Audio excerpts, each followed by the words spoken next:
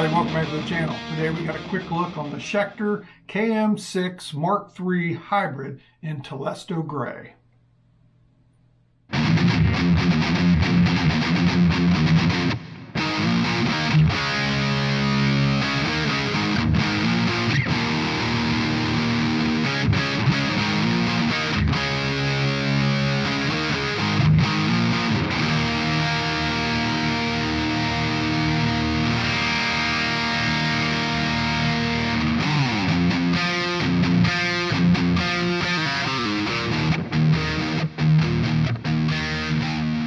So I recently did a quick look on the Jackson Chris Broderick signature guitar, and I actually swapped that guitar for this guitar.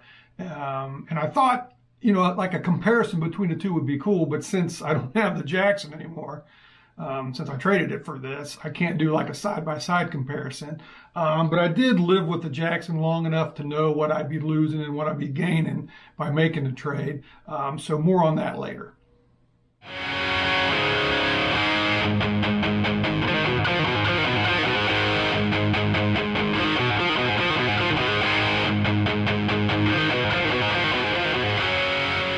So the KM-6, much like the Jackson, Chris Broderick guitar, is a guitar that I picked up not really because I'm necessarily a fan of, the signature artist. It's just because it was a guitar that I liked the design of, and all the features. So let's dive into that right now. So the guitar, like the Broderick guitar, is a neck through design. It's got a three-piece maple neck that goes all the way through. The body's mahogany, and the body has a nice, subtle arch that goes over the top of the guitar. Makes it a very, very comfortable guitar.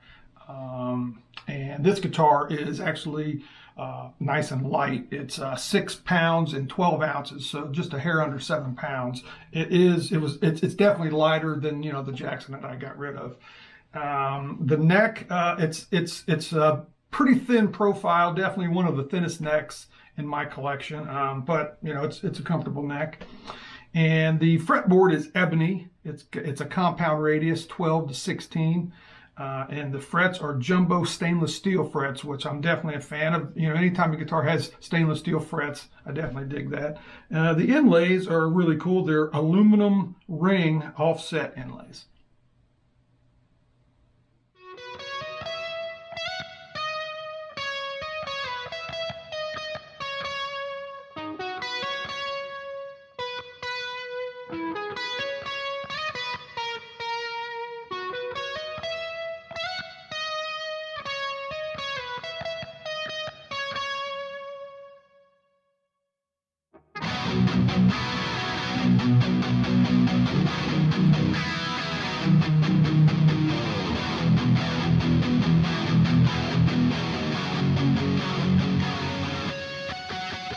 So moving up here to the headstock, as you can see, it's a 3x3 design, and it has Schecter locking tuners on it. The tuners are decent. Knowing me, I'll probably replace them with some Graphtec ratio locking tuners. Those are my locking tuners, of preference.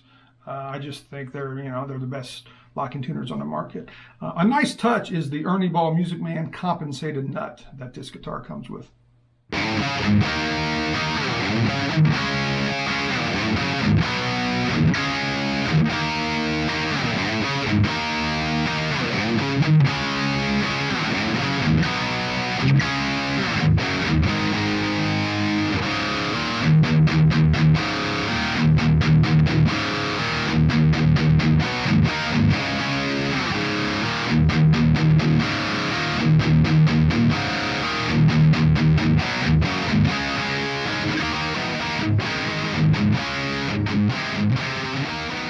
Moving down to the electronics, this guitar comes with a set of the Fishman Keith Merrow signature humbuckers and a single volume and a 3-way switch.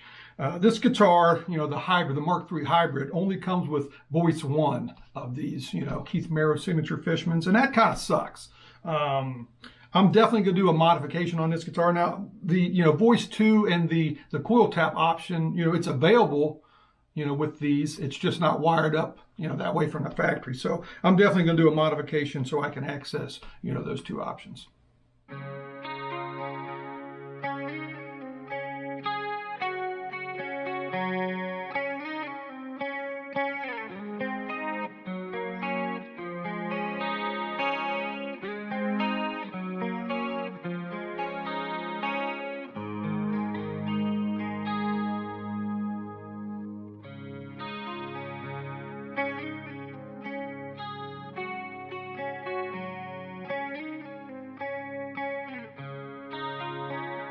Now the bridge is the, very popular hip shot fixed bridge.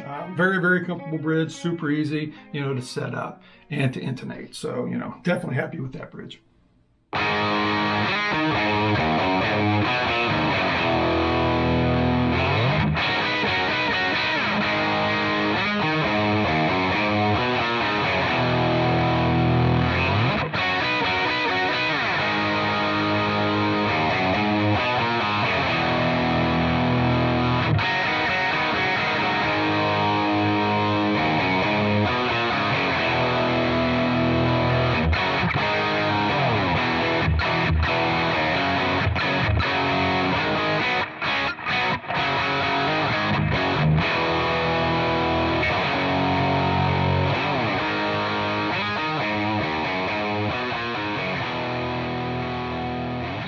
We'll do some tone samples for you with this guitar. Of course, that means we're going to do the same riff that we always do, among some others.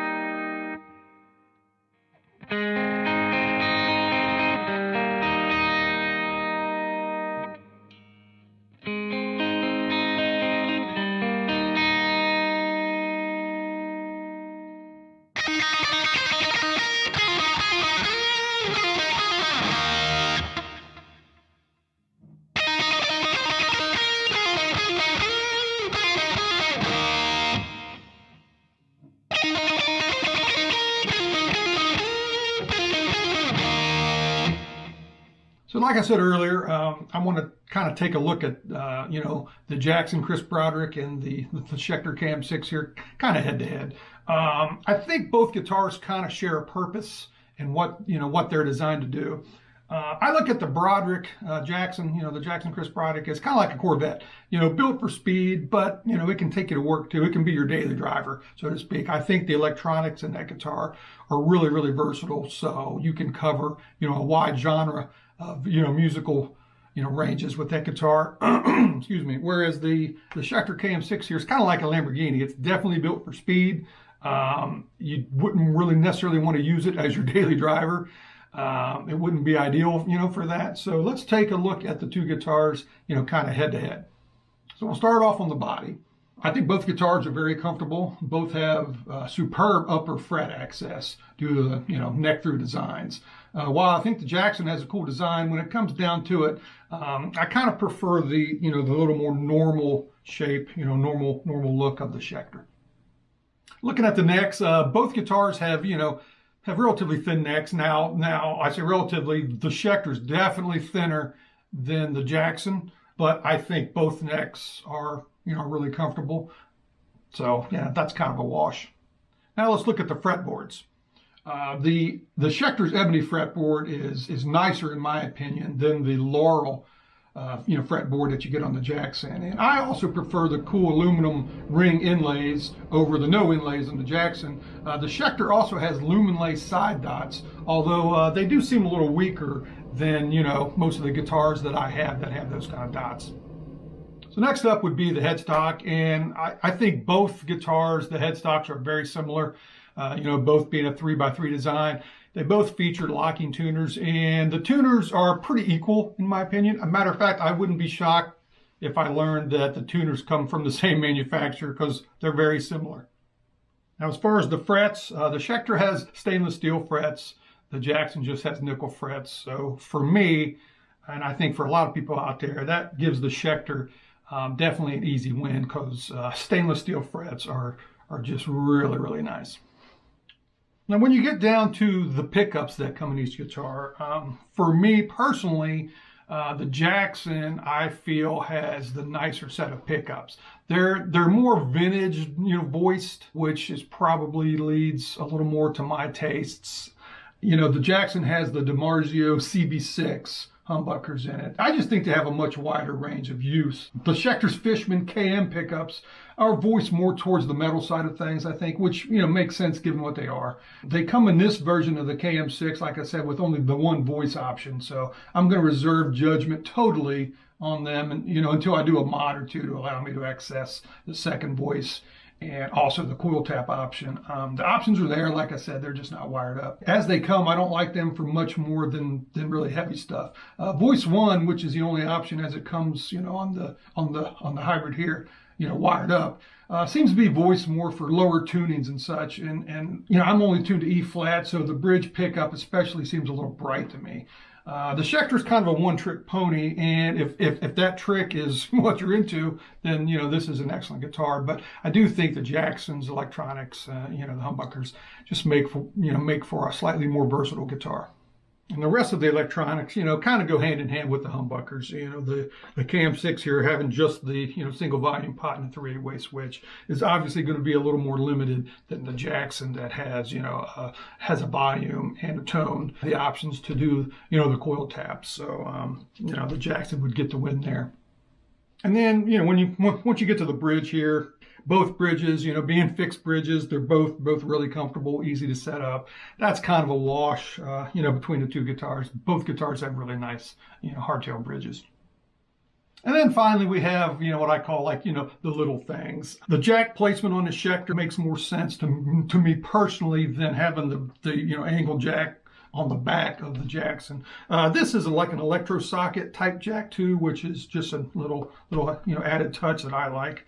The top strap button on the Schecter, I get why they had to put it here because the point's just way too sharp to have it there. Not a huge fan of that, but it's okay.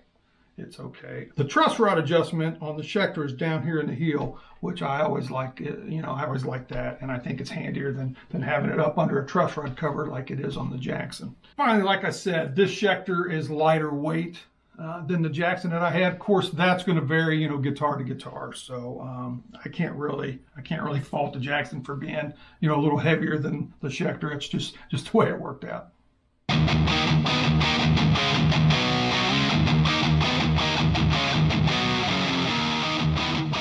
So both guitars are really nice guitars. For the price that I got, basically, the two guitars for, the Schecter's definitely a winner because I got such a good deal on the Jackson and then basically just traded it for this. So the Jacksons new are, they're a little under $1,000. I think some places, you can find them for, maybe around $900. The Schecter sells for $13.99 just about everywhere.